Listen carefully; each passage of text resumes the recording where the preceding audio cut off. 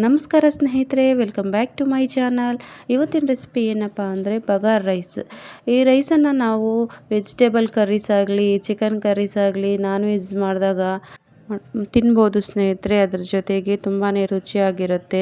ನಾವು white rice ಬೇಡಪ್ಪ, ಏನಾದರೂ ಸಿಂಪಲ್ಲಾಗಿ ರೈಸ್ ಮಾಡ್ಕೊಳ್ಳೋಣ ಬೇರೆ ಡಿಫ್ರೆಂಟಾಗಿ ಅನ್ನೋ ಟೈಮಲ್ಲಿ ಈ ಥರ ಬಗಾರ್ ರೈಸನ್ನು ಮಾಡ್ಕೊಂಡು ತಿನ್ಬೋದು. ತುಂಬಾ ಟೇಸ್ಟಿಯಾಗಿ ಬರುತ್ತೆ. ಇದನ್ನು ಯಾವ ರೀತಿ ಮಾಡೋದಂತ ಹೇಳಿ ನೋಡೋಣ.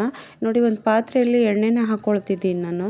ಎಣ್ಣೆ ಸ್ವಲ್ಪ ಬಿಸಿ ಆದಮೇಲೆ ಇದಕ್ಕೆ ನಾನು ಒಂದೆರಡು ಲವಂಗ ಮತ್ತು ಪಲಾವ್ ಎಲೆ ಮತ್ತು ಸ್ವಲ್ಪ ಚಕ್ಕೆಯನ್ನು ಹಾಕ್ಕೊಂಡಿದ್ದೀನಿ. ಅದು ಸ್ವಲ್ಪ ಫ್ರೈ ಆದಮೇಲೆ ಇದಕ್ಕೆ ಸ್ವಲ್ಪ ಹಸಿಮೆಣಸಿನ್ಕಾಯಿ, ಒಂದು 4ರಿಂದ 5 ಹಸಿಮೆಣಸಿನ್ಕಾಯಿ, ಕರಿಬೇವು ಸೊಪ್ಪನ್ನು ಹಾಕ್ಕೊಂಡಿದ್ದೀನಿ. ಅದು ಸ್ವಲ್ಪ ಫ್ರೈ ಆದಮೇಲೆ ನಾನು ಒಂದೆರಡು ಈರುಳ್ಳಿನ ಉದ್ದಕ್ಕೆ ಕಟ್ ಮಾಡಿ ಹಾಕ್ಕೊಂಡಿದ್ದೀನಿ. ಅದೆಲ್ಲ ಚೆನ್ನಾಗಿ ಫ್ರೈ ಮಾಡ್ಕೊಳ್ಬೇಕು.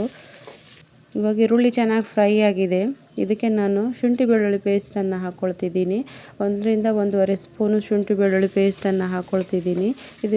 ಶುಂಠಿ ಬೆಳ್ಳುಳ್ಳಿ ಪೇಸ್ಟ್ ಹಸಿ ವಾಸನೆ ಹೋಗೋ ತನಕ ಇದನ್ನು ಫ್ರೈ ಮಾಡ್ಕೊಳ್ತೀನಿ. ಇದೆಲ್ಲ ಫ್ರೈ ಆದಮೇಲೆ ನಾನು ಇದಕ್ಕೆ ಕೊತ್ತಂಬರಿ ಸೊಪ್ಪು, ಪುದೀನ ಸೊಪ್ಪು ಮತ್ತು ಮೆಂತ್ಯ ಸೊಪ್ಪನ್ನು ಒಂದೊಂದು ಇಡಿ ತಗೊಂಡಿದ್ದೀನಿ. ಅದನ್ನು ಚೆನ್ನಾಗಿ ಕಟ್ ಮಾಡ್ಕೊಂಡಿದ್ದೀನಿ, ತೊಳ್ಕೊಂಡು ಅದನ್ನು ಕೂಡ ಹಾಕ್ಕೊಂಡಿದ್ದೀನಿ. ಅದನ್ನು ಚೆನ್ನಾಗಿ ಬಾಡಿಸ್ಕೊಳ್ಬೇಕು. ಅದೆಲ್ಲ ಚೆನ್ನಾಗಿ ಬೆಂದಮೇಲೆ ಇದಕ್ಕೆ ನಾನು ಟೊಮೆಟೊ ಕೂಡ ಹಾಕ್ಕೊಂಡಿದ್ದೀನಿ. ಟೊಮೆಟೊನು ಚೆನ್ನಾಗಿ ಫ್ರೈ ಮಾಡ್ಕೊಳ್ಬೇಕು. ಇವಾಗ ನಾನು ಸ್ವಲ್ಪ ಉಪ್ಪನ್ನು ಕೂಡ ಹಾಕ್ಕೊಳ್ತಿದ್ದೀನಿ. ನಮಗೆ ರುಚಿಗೆ ಎಷ್ಟು ಬೇಕೋ ಅಷ್ಟು ಉಪ್ಪನ್ನು ಹಾಕ್ಕೊಳ್ತಿದ್ದೀನಿ.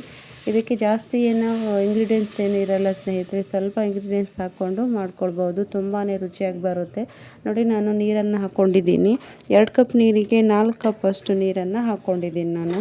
ಇವಾಗ ನೀರು ಕಾಯ್ತಾ ಇದೆ ನೋಡಿ. ಈ ಟೈಮಲ್ಲಿ ನಾವು ಉಪ್ಪು ನೋಡಿಕೊಂಡು ಹಾಕ್ಕೊಳ್ಬೋದು, ಕಡಿಮೆ ಇದ್ದರೆ. ನೋಡಿ, ಇವಾಗ ಚೆನ್ನಾಗಿ ಕಾಯ್ದಿದೆ. ಈ ಟೈಮಲ್ಲಿ ನಾನು ಅಕ್ಕಿನ ತೊಗೊಂಡಿದ್ದೀನಿ ತೊಳ್ಕೊಂಡು. ಅಕ್ಕಿನ ಒಂದು ಅರ್ಧ ಗಂಟೆ ನೆನೆಸಿಟ್ಕೊಂಡಿದ್ದೆ ನಾನು. ಅಕ್ಕಿನ ಹಾಕ್ಕೊಳ್ತಿದ್ದೀನಿ, 1-2 ಕಪ್ ಅಷ್ಟು ಅಕ್ಕಿನ. ತುಂಬಾ ರುಚಿಯಾಗಿರುತ್ತೆ ಸ್ನೇಹಿತರೆ, ತುಂಬ ಟೇಸ್ಟಿಯಾಗಿ ಕೂಡ ಬರುತ್ತೆ. ನೀವು ಕೂಡ ನಿಮ್ಮ ಮನೇಲಿ ಮಾಡಿಕೊಂಡು ತಿಂದು ನೋಡಿ ಸ್ನೇಹಿತರೆ. ನನಗೆ ಕಮೆಂಟ್ಸ್ನಲ್ಲಿ ತಿಳಿಸಿ ಸ್ನೇಹಿತರೆ ಯಾವ ಥರ ಬಂದಿತ್ತು ಅಂತ ಹೇಳಿ. ಇನ್ನು ಅನ್ನದಲ್ಲಿ ಸ್ವಲ್ಪ ನೀರಿರುವಾಗ ನಾನು ಉರಿನ ಕಡಿಮೆ ಇಟ್ಕೊಂಡು ಒಂದು ಪಾತ್ರೆ ಮೇಲೆ ಒಂದು ಪ್ಲೇಟನ್ನು ಮುಚ್ಚಿ ಅದ್ರ ಮೇಲೆ ಒಂದು ನೀರಿನ ಪಾತ್ರೆನ ಇಟ್ಕೊಳ್ತೀನಿ ದಮ್ಮಿಗೋಸ್ಕರ. ಅನ್ನ ಚೆನ್ನಾಗಿ ಉದುರಾಗಿ ಬರುತ್ತೆ ಆ ಥರ ಮಾಡಿಕೊಂಡಾಗ.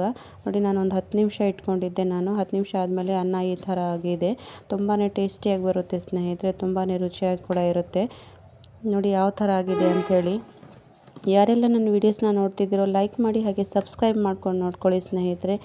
ಹಾಗೆ ಬೆಲ್ ಐಕನ್ನ ಕ್ಲಿಕ್ ಮಾಡ್ಕೊಳ್ಳಿ. ನಾನು ಹಾಕೋ ಎಲ್ಲ ವೀಡಿಯೋಸ್ಗಳು ನಿಮಗೆ ಬರುತ್ತೆ. ಥ್ಯಾಂಕ್ ಯು ನೋಡಿದ್ದಕ್ಕೆ.